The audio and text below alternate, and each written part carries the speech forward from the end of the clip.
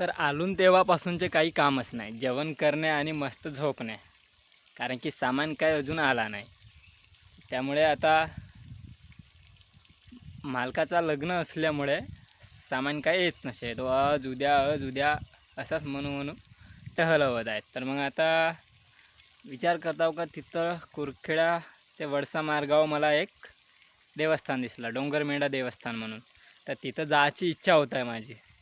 तर आमच्या माणसाला चला म्हणताव तर ते म्हणतात उद्या जाऊन, आणि उद्या झाली का ते म्हणतात मग दुपारी जाऊन, आणि दुपार झाली का म्हणतात का तपन आहे.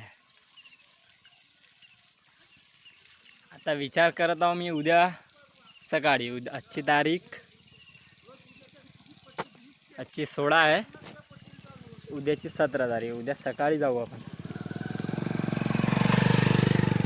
उद्या सकाळी डोंगरमेंढा, कोणी नाही येतील तरी एकटाच निघायचा. आणि आता आज आलो होतो मी मग इकडे आंघोळ धुवायला.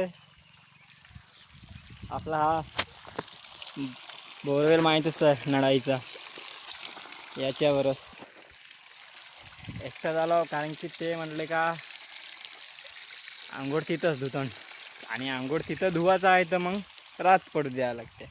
विहिरीवर धुवायचं असेल तर.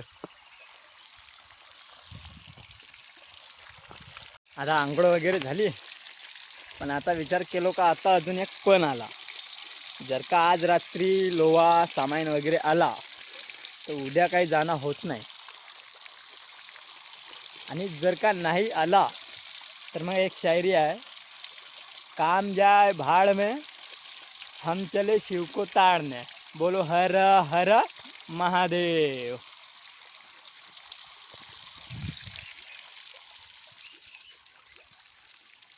इकडं धान वगैरे मस्त आहे बाकी. आणि या गावात का नाही पूर्ण नाही मक्का लावला आहे.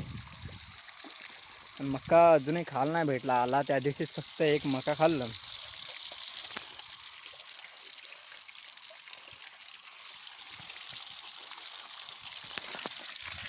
चला मग भेटू.